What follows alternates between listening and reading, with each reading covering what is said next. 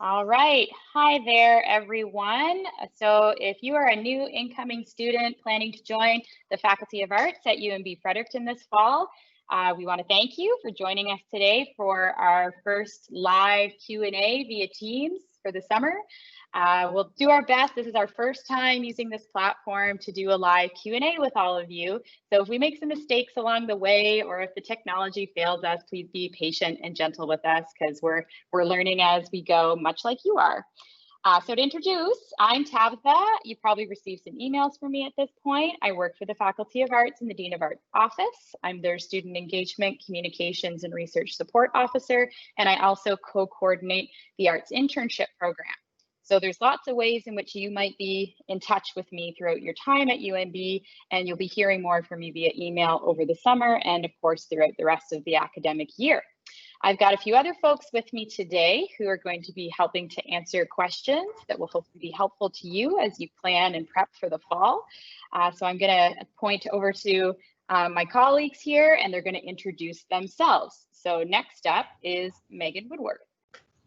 Hi, I'm Megan. I'm an arts advisor, and if you've been getting emails from artsreg at umb.ca or emailing artsreg at umb.ca, I'm talking to me. Awesome, thank you, Megan. Next up is going to be Linda McNutt. Hi, I'm Linda. I'm the coordinator of the advising here at UNB for all 4 years and the coordinator of the first year experience program. So I'm who you'll end up talking to on email and through conference calls and through Teams and however else we can communicate. Thanks, Linda. And next up, we have Fernando, who's joining us all the way from Mexico. Hello, I am Fernando. I am a 4-year student in the Faculty of Arts. And even though you may not receive many emails from me, I'm here anytime you want to talk or if you have any questions. Awesome. Thank you, Fernando. So now we're back to me. Before we get started with answering your questions, I wanted to give you a few little tips about how this is going to work and how to navigate the Teams live event experience. This is being recorded, so we're going to receive a recording at the end that we're going to be able to share with you, but you're also going to have access to a recording yourself on your own Teams platform. That will be available in the live event resources that I'll point you to towards the end of the session. There'll also be a transcript. So if you'd prefer to just read through the transcript of our answers to the questions, that will be available to be downloaded at the end as well. While you're listening along, you can also turn on captioning. That might be helpful to you if you're having trouble understanding us or if your sound quality isn't that great. Maybe you don't have great internet where you live. So if you turn on the captioning, the software will do the best to caption what I'm saying for you and what the other staff and students are saying as well. So you can turn that on. You will sometimes see our mics are off, so you might not hear from all of us at the same time, but we're partly doing that or turning our video on and off to help with the connectivity so that we're not using up all the bandwidth and to help with the overall quality of the experience. And keep in mind, we know Fernando's joining us from Mexico, so that's quite a ways away. Internet is what it is, so we might see some technology lags. You might have choppy feedback at some point, or the quality of the video or the sound might lag a little bit. Just try and be patient with that and make sure to read through the transcript at the end or watch the video or send us an email with more of your questions. The final thing, you also have a chat function.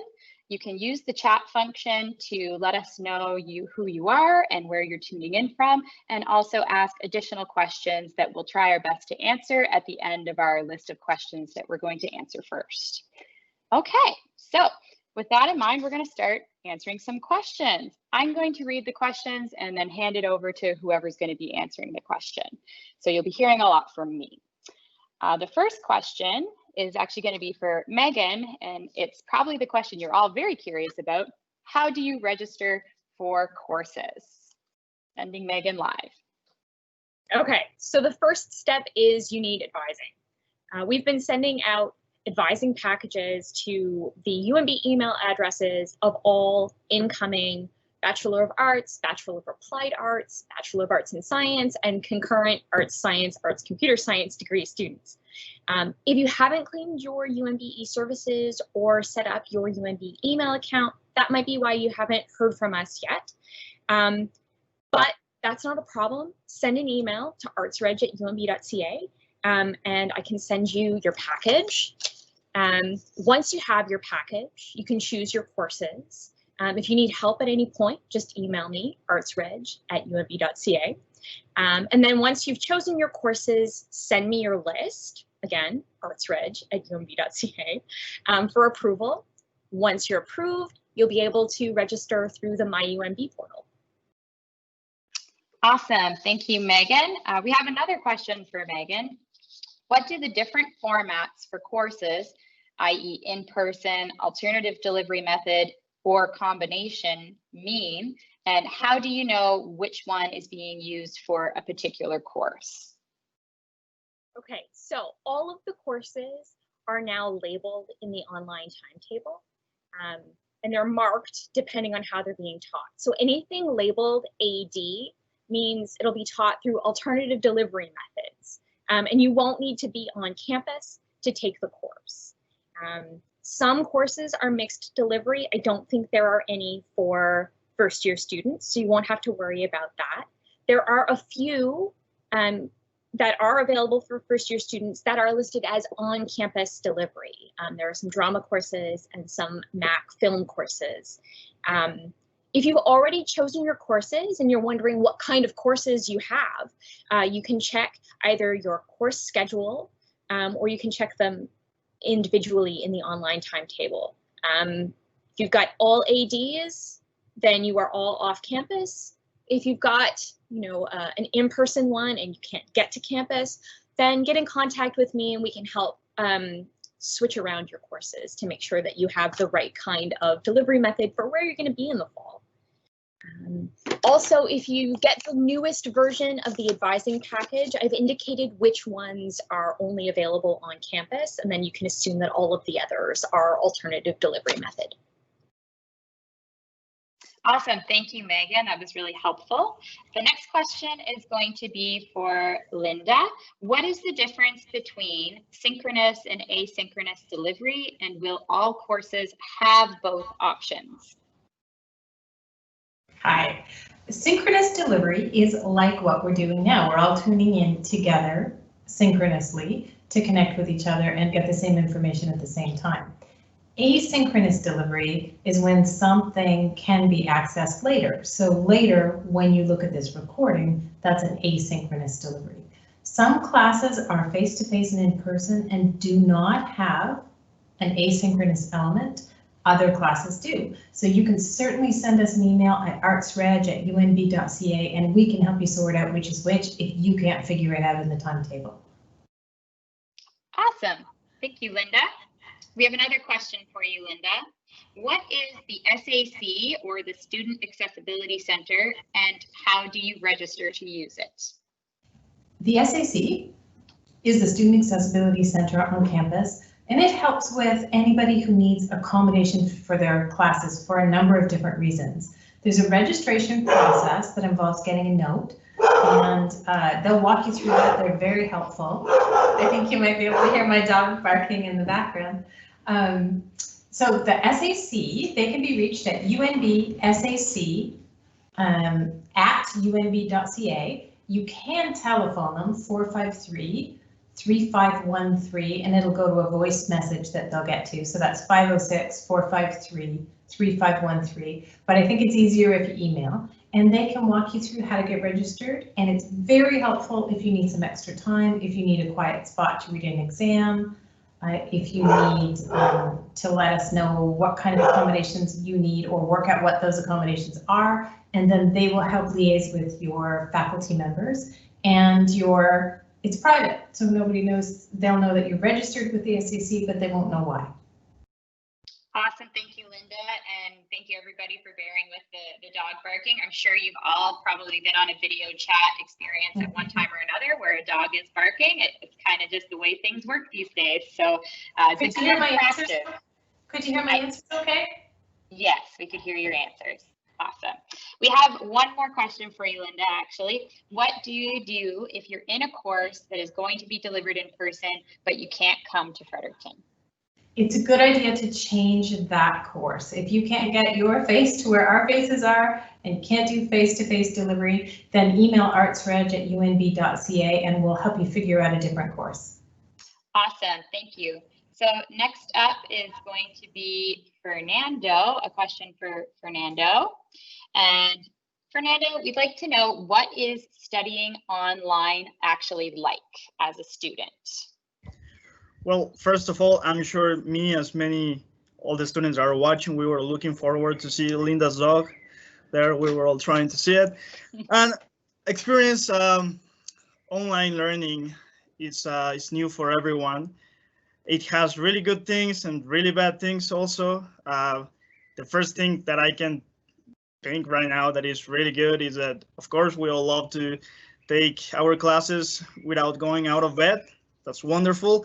However, that also means that you can easily fall asleep.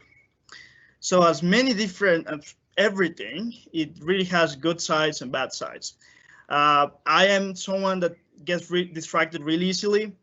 So in my experience, every time that I have to do online learning during last semester, it was really anyway near somewhere that I can get distracted from. So I cannot be in my room, for example. So my recommendation is to be somewhere where you cannot be distracted. The living room, for example, that's a good place to be. And really something else that could be really helpful, do not be on social media and do not have Netflix on near, because temptation will really take you and you will do something that you will regret later when you have to study for exams. Also, a big part of the university experience is having friends and talking to your friends and going out with your friends, and now that is not really possible. So that is something that I'm sure we will find a way to solve, and that involves the next question too, I think.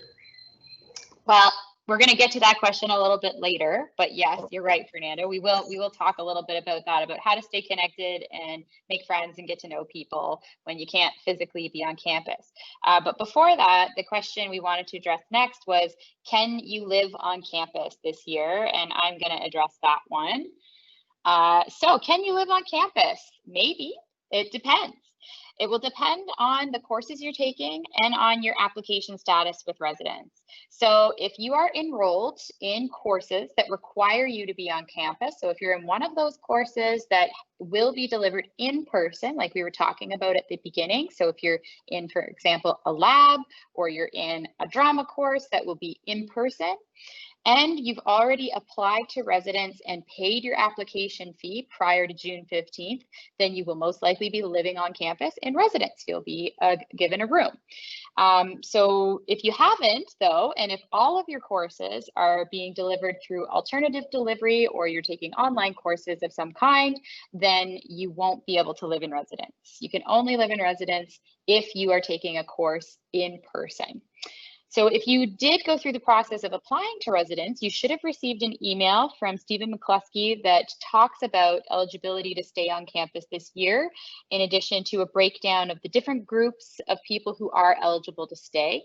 If you didn't receive that information, you can go look at the fall term updates page for students on the UNB website, which I will share in the chat. And that has a breakdown of frequently asked questions and information for living in residence, for coming to campus or not coming to campus, for course delivery that you can read through. This is required by public health. So the reason why we can't have more students living in residence this year is because there are requirements due to COVID-19 that we can only have so many people living there. So they've had to do things a little bit differently. And that's how we're going to be able to keep our community as safe as possible. If you don't meet the criteria to live on campus and live in residence this year, but you still would really like to come to Fredericton from wherever you're coming from, you can get in touch with off-campus housing at unb.ca, and they might have some help and advice for you. And we highly recommend that if you're planning to move to Fredericton, that you start looking for accommodations right away, because there will probably be more people trying to live off campus this year than usual. So it's important that you start that process in case there's a low vacancy rate and not a lot of additional housing available. So if you're interested in moving to Fredericton, make sure you get in touch with off-campus housing at umb.ca and you start looking for accommodations right away. So next up, we've got a question for me and Fernando. So I'm going to put Fernando back up on the screen once he turns his video back on. There he is. So there you go, Fernando, you're live again. So this question is about how to make friends and stay connected during COVID-19 while you're at university. So I'll start off. Obviously, this year is going to be pretty different. It's not going to be like we hoped, but that's okay. We're going to find ways to make the best of it, because it's going to be difficult for us to meet and connect in person in ways that we might have in the past. We have to be open and flexible to new ways of making friends and figuring out how to engage in our learning communities. So arts peer mentors like Fernando, who you can see right now, are going to be part of that. Going to help you engage with other students, and we're going to be developing a few different ways to help you do this over the summer, and we'll send out more information about what that programming is going to be like as we get closer to September. If you have your own ideas, though, about what kinds of online activities would be helpful to you and would help you maybe stick with your studying, stay engaged with your academics, but also get to know some of your classmates, we'd love for you to let us know in the chat box by sending us a message there, or you can send me an email at engagearts@umb.ca. So Fernando, do you have some additional thoughts you'd like to add there about staying connected? Yes. Of course, please remember that all the peer mentors, we are here for you guys. We're here if you have any questions about school, about how to approach something, or if you just want to talk. We're always here to talk to you, and we will have, and I'm really sure that all the peer mentors are as excited as I am for all the activities that we will be having for you. Awesome. Thank you, Fernando. Okay, we've got one final question. This one's going to be for Linda. And the question is probably a big one here. What about the winter term? Winter term. Well, we're trying to enjoy the sunshine right now and not think about it too much. There will be decisions being made by the university in consultation with public health, and they'll let us know. So right now we don't have a lot of information about winter term. What I would say it's safe to do is register for your winter term courses, which you're doing with Megan at artsreg@umb.ca. And then if you have any specific questions, you can reach out to us and we'll keep you up to date too. So you'll know when we do. Awesome. Thank you, Linda. Okay, so I haven't received any additional questions in the chat box, but I'll wait like maybe a couple more seconds to see if we do get some. Otherwise, we hope this was helpful to you, and we hope that you enjoyed at least being able to see what we look like. This is the best way for us to meet you right now, is to do it this way. So we look forward to hopefully connecting with you virtually before September or in September. And yeah, make sure to check out some of the resources we have for you and reach out to us if you have questions at engagearts@umb.ca. And I think we're going to end now because I don't see any questions. Have a great rest of your week, everybody.